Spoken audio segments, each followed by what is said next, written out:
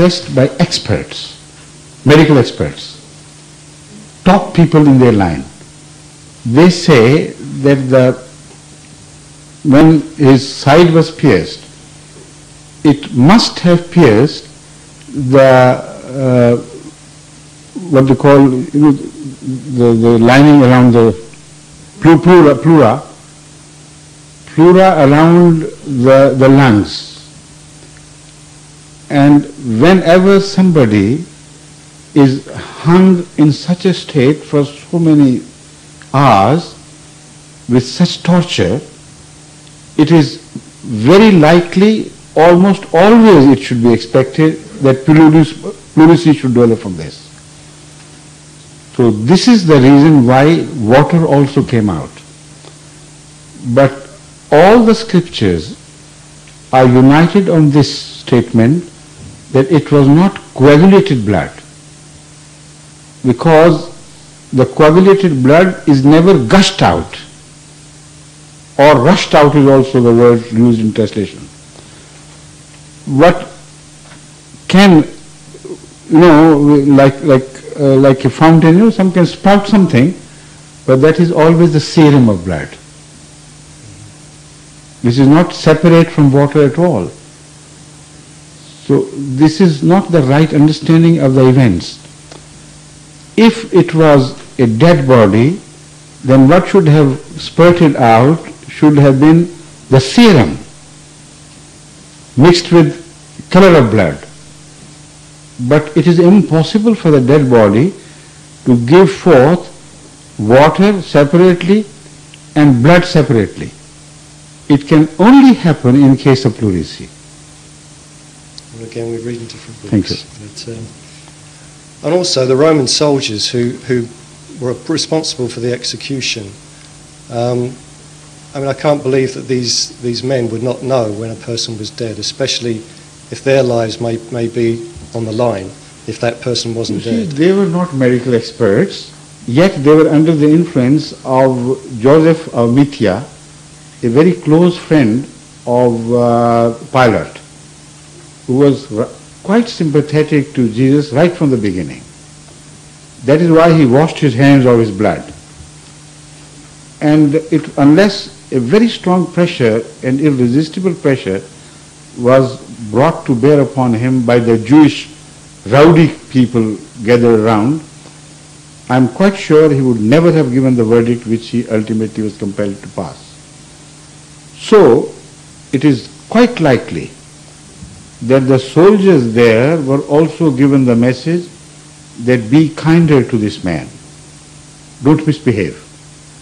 And that is why it was Joseph who approached Pilate begging for the body. And that is why in the Bible it is said that when he told Pilate that I have come to beg for the body, he said, already dead? Why this surprise? So it is one way of understanding the same scriptural statements, and you have the right to another understanding, of course. It often took many days to die. Thank you. There's just one more. But Sorry, I have been told that already we have passed the time, allotted time, by 10 minutes. Could I just make one more point? Okay. Sorry about this. Please. In Luke 9:22, Jesus says that he must suffer many things and be rejected by the elders, chief priests and teachers of the law, and he must be killed, and on the third day be raised to life. Jesus predicted his own death. He predicted this, but why do you forget that he also predicted as to the nature of what would happen and how it would happen? He said, no sign will be shown unto the people, this corrupt people of today, but the sign of the prophet of the fish Jonah. Was he right there or not? He's talking about the Could he contradict himself? He could not. About the time element. He could not. No. This is your interpretation. Yes, I am talking of the people who heard this message from him. You were not there to tell them this is what he means. The obvious thing which they must have inferred from this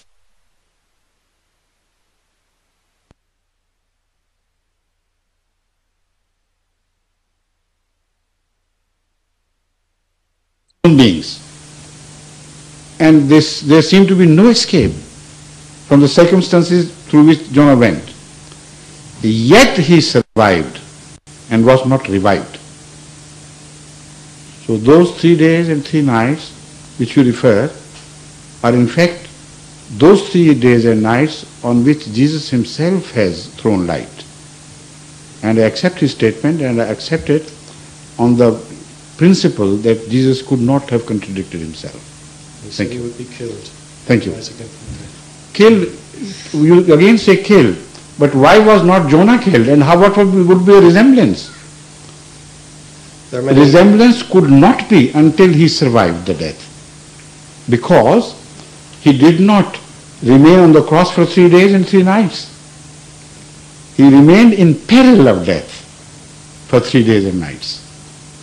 So the understandings may differ. If you insist, you may continue to hold this view. But I am 100% certain that this is what Jesus meant. Apparently you will see me going through the situation through which Jonah went. Normally no man survives, but he will come out alive. Now this reporting of that he said he would come, he would be revived from the dead, this is very questionable. Why it is questionable? Because it was the compulsion of the early Christians to believe that he must have died and then, to claim that he must have died and then got revived from the dead. The compulsion was the Roman law. If a man was condemned to death then, as if he is condemned to death today, if anybody becomes accessory after the failure of the machinery to put such a person to death, is found to be guilty of being accessory, of smuggling him out, to helping him, he himself would be hanged to death. This was the compulsion of the society. They could not have said he never died in the first place. They said, all right, he died, but he revived from the dead. By adopting this strategy, they escaped the arm of the Roman law. So that is why I think they used the word dead, which Jesus could not have used, because he couldn't contradict himself. Thank you. Beg to differ. Thank you. Thank you. Now with that I take leave of you. Thank you very much for this very patient and very kindly hearing. And despite the disagreement, as you saw, the gentleman, he was very civilized and very kind and very patient with my rejections of his ideas, though I was also rather kind, I hope. So let's continue to hold such dialogue in this ideal atmosphere. Okay? I take leave of you now. Assalamu alaikum wa rahmatullah.